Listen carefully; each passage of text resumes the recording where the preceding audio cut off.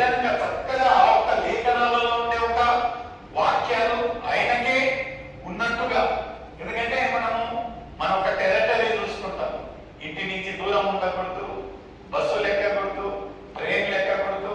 అక్కడికి పోతే వాతావరణం బాగుండాలా, భాష బాగుండాలా, మన ఒక ఫ్యామిలీకి అనుకూలంగా ఉండాలి. అయితే ఆదికాండము 12:1 చూసినట్లయితే అబ్రాహాముకు దేవుడు ఒకే ఒక మాట అన్నాడు. ఏమంటున్నాడంటే, అబ్రాహామా, మీ యొక్క తండ్రి ఇంటిని వదిలేసి నేను చూపించిన ఒక దేశం వెళ్ళంటే అబ్రాహాంలో నో డౌట్ అండి.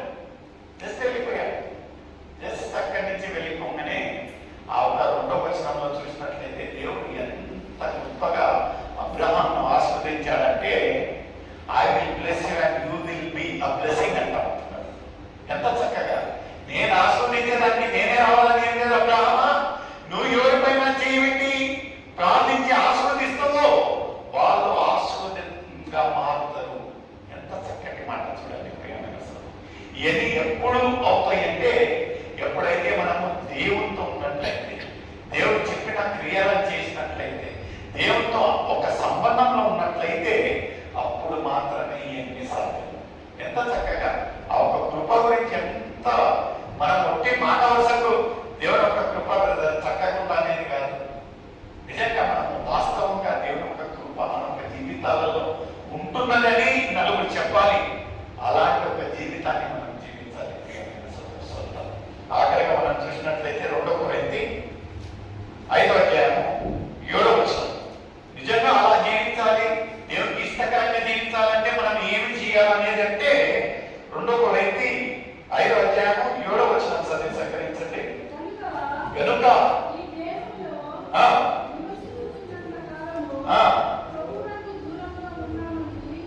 5:7 చదవండి. కనుక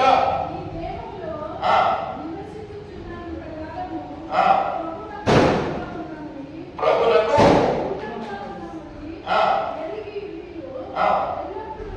ఎల్లప్పుడూ 2 కొరింథీ 5:7 ఇంగ్లీష్ లో ఏమంటున్నారంటే, we walk by faith but not by sight అంటున్నారు. అంటే విశ్వాసులుగా మనము నడవలసినది ఎలా అంట, ఒక విశ్వాసంతో. we walk by faith అంటా ఉంటున్నారు. మరొకసారి చదవండి 8వ వచనం. 5వ అధ్యాయము.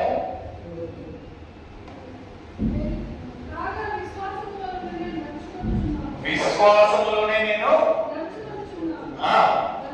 గనుక విశ్వాసంలోనే. ఎందుకంటే మనము విశ్వాసులం కదా. అందరు ఎవరన్నా అడిగినట్లయితే ఆయన బిలీవర్ బ్రదర్, విశ్వాసి అంటారు. విశ్వాసులు ఎలా నడవాలంటే విశ్వాసంలో నడవాలి. విశ్వాసంలో నడవాలంటే మనకి ఎవరిలో విశ్వాసం ఉండాలి, దేవుడిలో విశ్వాసంలో ఉండాలి. ఎలాంటి ఒక పరిస్థితి ఉన్నాను, ఎలాంటి ఒక సమయం ఉన్నాను, ఎలాంటి ఒక శోధన ఉన్నాను, దేవుడు అలాంటి ఒక శోధన నుంచి నన్ను తప్పిస్తాడనే ఒక విశ్వాసం మనలో ఉన్నట్లయితే we walk by faith but not by sight అన్నారు. ఎంత చక్కగా ఆ ఒక మాట ఉంటున్నది. ముందు చదవండమ్మా. కనుక ప్రభునకు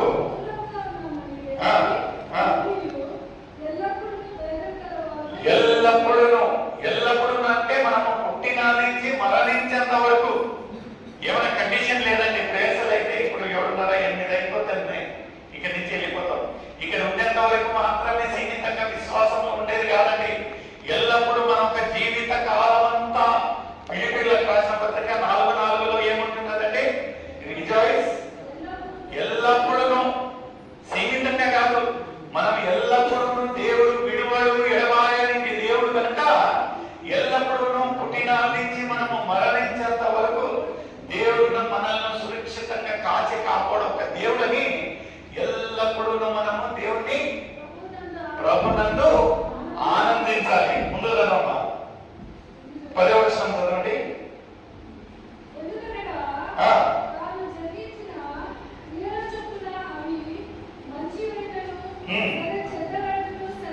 సరే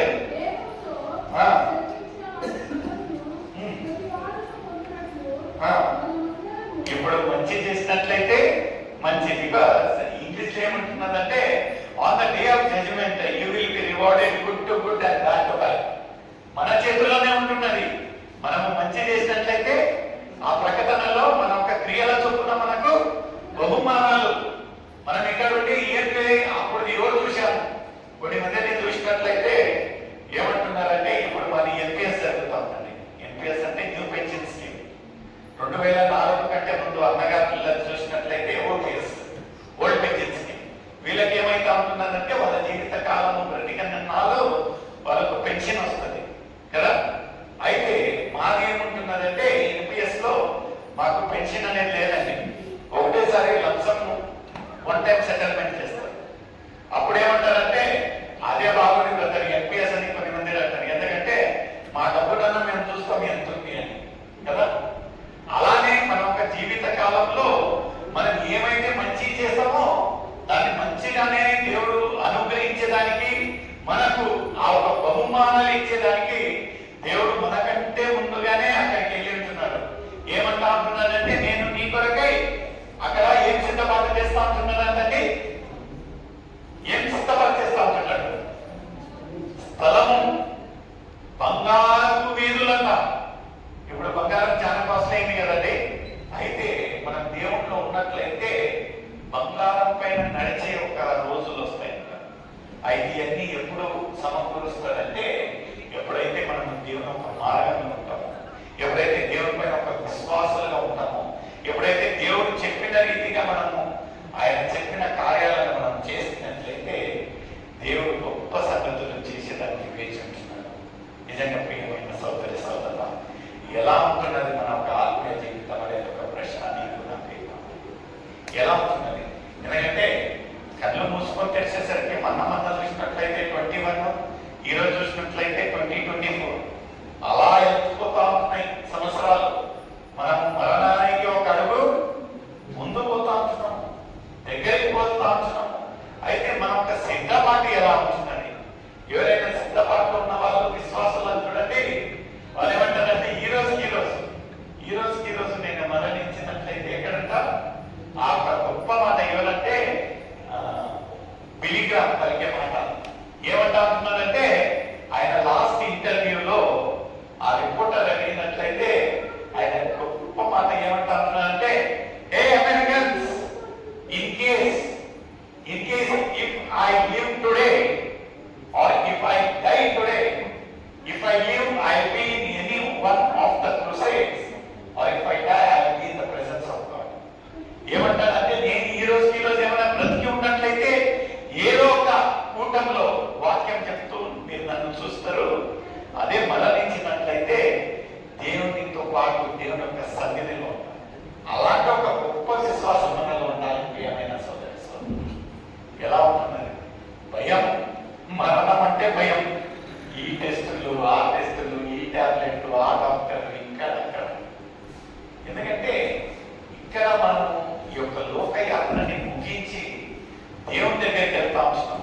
అయితే దేవుడు ఎంత చక్కటి ఒక మాట, ఒక సిలువలో వేలాడుతూ పలికిన మాట ఒక దొంగవాణితో ఏమంటా ఉంటున్నాడంటే నేనే, నీవు నాతో పాటు. ఈ రోజు దేవుడు నీతో మాట్లాడే మాట అదే. ఏమంటా ఉంటున్నాడంటే యథార్థంగా మన ఒక విరిగిన హృదయాలను దేవునికి సమర్పించి మన ఒక అతిక్రమాలను మనం ఒప్పుకున్నట్లయితే, ఆయనను మన ఒక సొంత రక్షకునిగా మనం అంగీకరించినట్లయితే దేవుడు ఆ రోజు ఆ ఒక దొంగవాణితో పలికిన మాటలు ఈరోజు నీతో నాతో మాట్లాడుతూ ఉంటున్నారు. ఏమంటా ఉంటున్నారంటే నేనే, నీవు నాతో పాటు. ఎంత గొప్ప, ఎంత గొప్ప సంగతి. నిజంగా ఒక దొంగవాణి ఒక పరిస్థితి, ఆ ఒక ధన్యత చూసినట్లయితే అతను మనం దేవుడు ఏమన్నా అలా వస్తా ఉంటాడు. దేవుడు అంటే మనం ఇంటికి పోయి సిద్ధపాటు, బట్టలు అయ్యి అని. అక్కడ అతను ఏం లేదు, ఇంకా యా క్షణమైన మరణిస్తాడు. రెండో మాట లేదు, దేవుడి గురించి తెలుసుకోవాల్సిన పని లేదు, బాప్తిజం తీసుకోవాల్సిన పని లేదు, ఏమీ లేదు. ఆయన ఆఖరి క్షణంలో యేసు ఎవరనేది గ్రహించాడు. అయితే మనం గ్రహిస్తా ఉంటున్నాం. Very serious. ఈ వారం కాకపోతే వచ్చే వారం, ఈ కుటుంబం కాకపోతే ఇంకొక కుటుంబం.